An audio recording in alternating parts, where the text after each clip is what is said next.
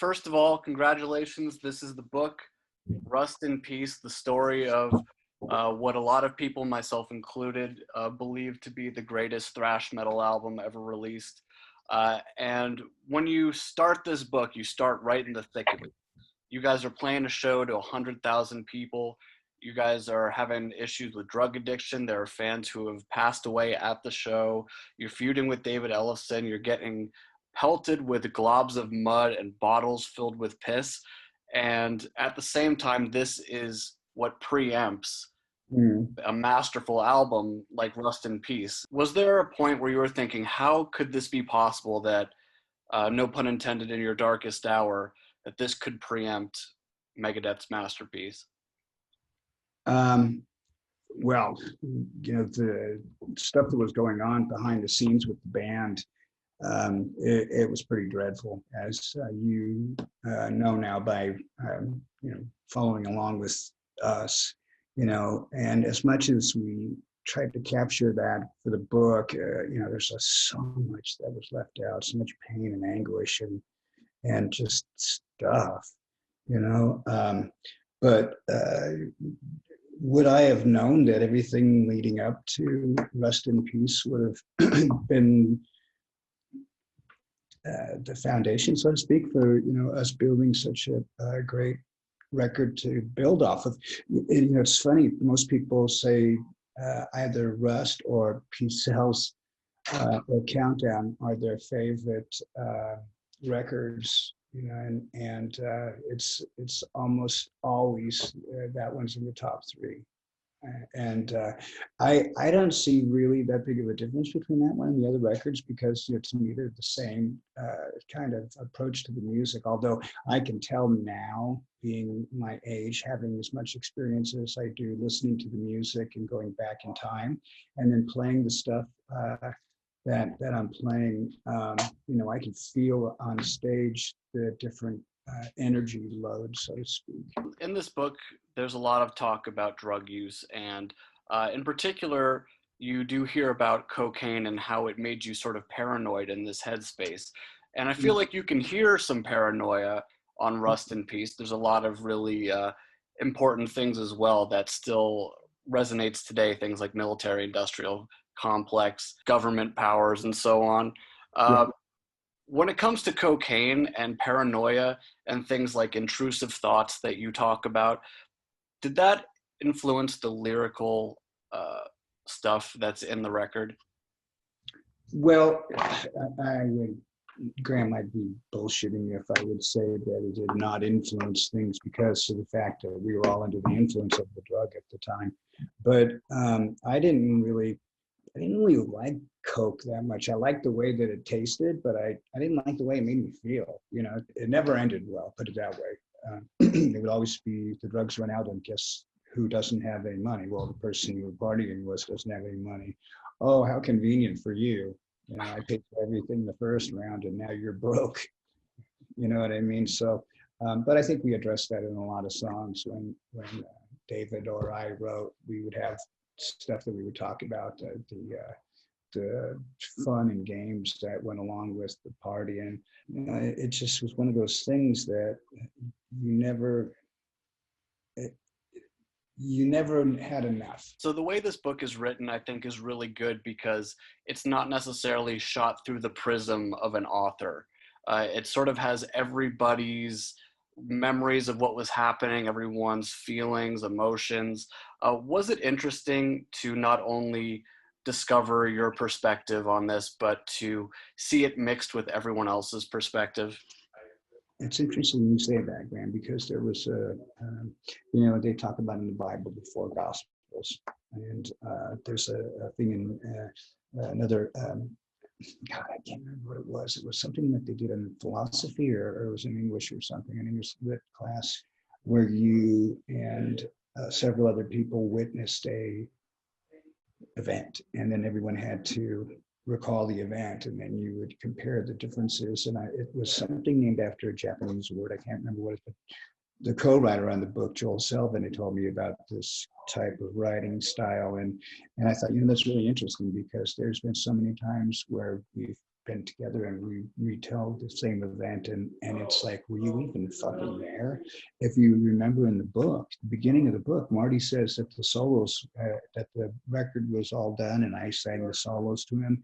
And if you go to the end of the book, Marty's saying that I didn't sing anything, and that everything was done. And that's why I said, yeah, sure, Marty, what is it? Which one is it? You know? And that's why I wanted to have Chris Poland have his songs on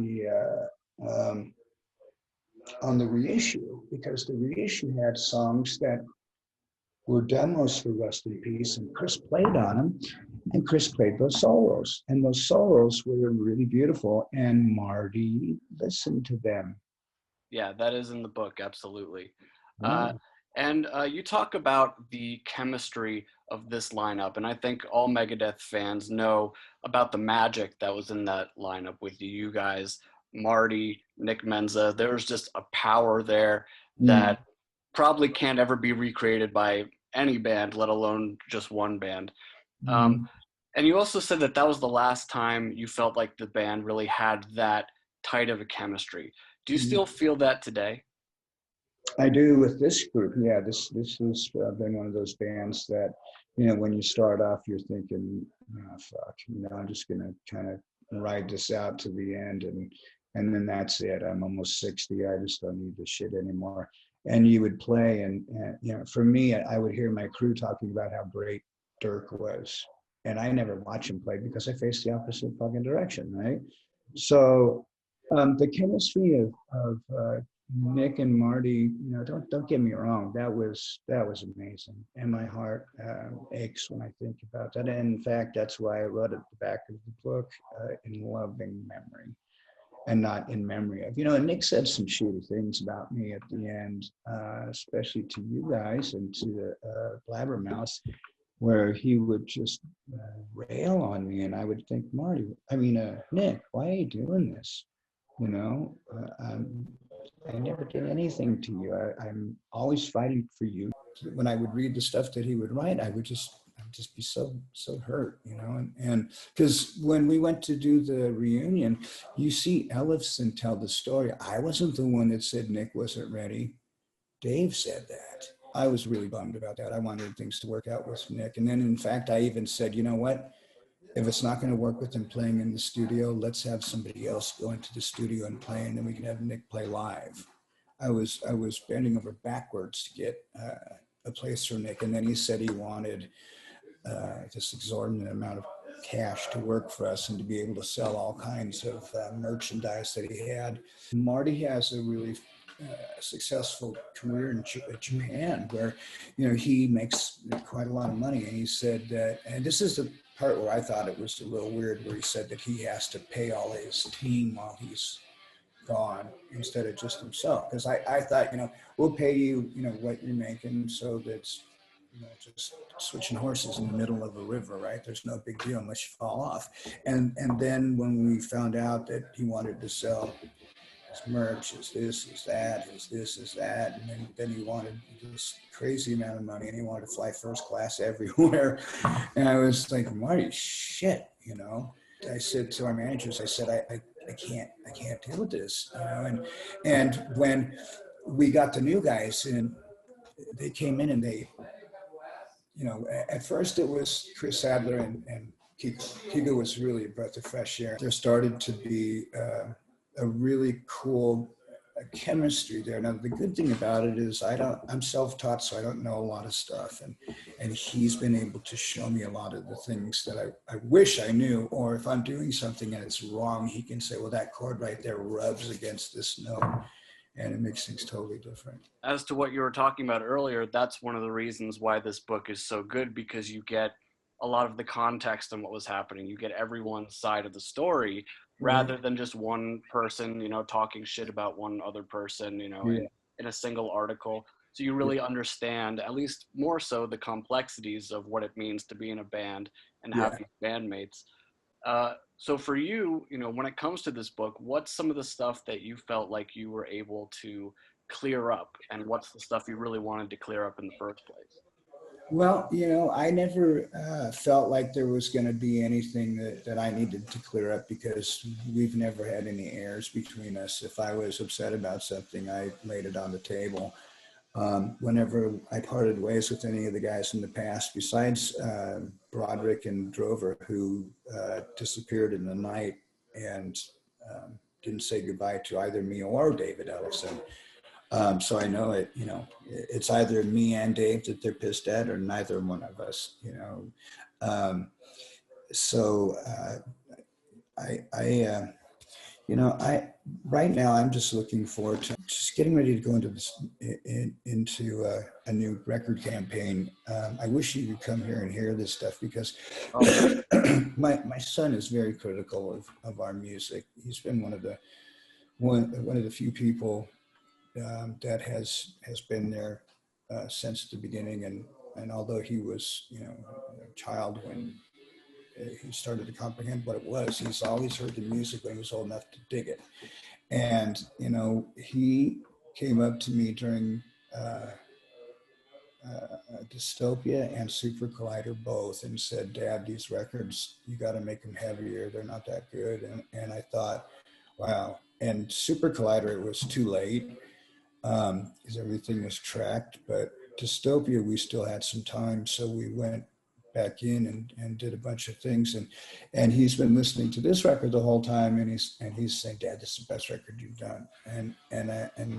I'm excited because he doesn't say that stuff for nothing. He says it because he really feels that. And I said, "Do you care listening to it with no solos or no lyrics or anything?" And he goes, "No, the music's great, Dad. You could release this record like an instrumental record." And I thought, fuck me, that's great. If we got back to the point where the songs were that aggressive, and listening to Rust in Peace, I was while I was doing the proofreading of the book, and whenever I had a chance to work on anything Rust in Peace related, I would throw the record on in the background for inspiration.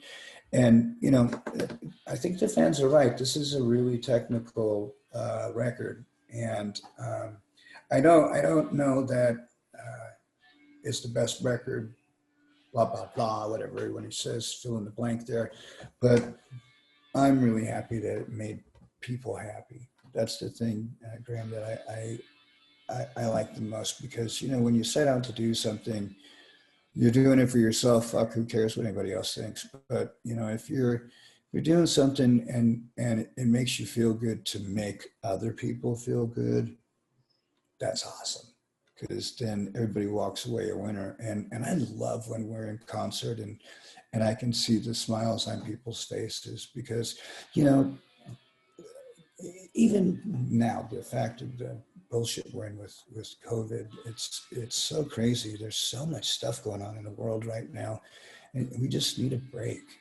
And I think that's one of the things people really rely on heavy music like this for, because it's a break. I remember during the Gulf War, metal was huge, and right now it's in this wave again. And I see all this activity, and I'm thinking, this is great.